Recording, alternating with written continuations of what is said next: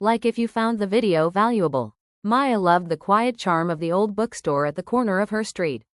It wasn't a popular place, and that was exactly why she liked it. The scent of worn pages, polished wood, and faint coffee always made her feel at home.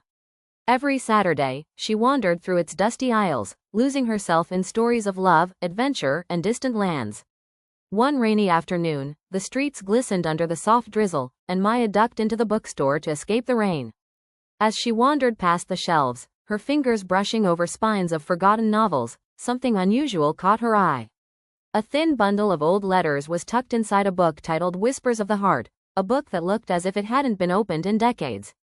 Curiosity bloomed in her chest. She pulled out the letters gently, careful not to tear the fragile paper. They were love letters, written in a flowing, delicate hand, each one signed with just an initial, A. Maya's heart skipped. Who were they written for? Who was A? She carried the letters home, careful not to lose a single one. That evening, she sat by her window as the rain pattered softly against the glass and began to read. Each letter told a story of longing and affection, of stolen moments and secret dreams. She could feel the writer's emotion in every word, the tenderness, the hope, and the ache of distance. Over the next few weeks, Maya found herself reading the letters repeatedly. It was as if she was connecting with a stranger across time.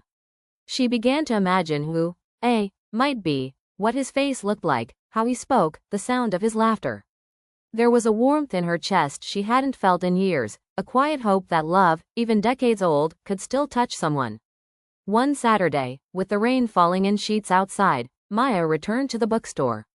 The bell chimed softly as she entered, and the familiar scent of paper and coffee greeted her. She wandered to the back aisle, where she had found the letters. To her surprise, there was someone there, a man, standing in front of the same shelf she always visited, holding a book that looked remarkably familiar. Their eyes met, and for a moment, the world seemed to pause. He smiled, a mixture of recognition and relief, and spoke softly, almost as if he had been waiting for her. "I think you have my letters," he said. His voice carried a warmth that made her heart flutter. Maya's fingers tightened around the bundle she had kept safely. I found them," she whispered. "In this book." He stepped closer, his eyes never leaving hers. "I've been looking for them for years. And now, I've found you." Rain drummed against the window, but neither of them noticed. In that quiet bookstore, surrounded by stories of countless loves, a new story was beginning, written not on paper, but in their hearts. For hours, they sat together, reading the letters aloud, laughing, sharing stories, and learning about each other. The world outside disappeared. The rain, the streets, even time itself seemed to stop as they discovered a connection that went beyond letters. By the time the sun peeked through the clouds the next morning, Maya realized something remarkable.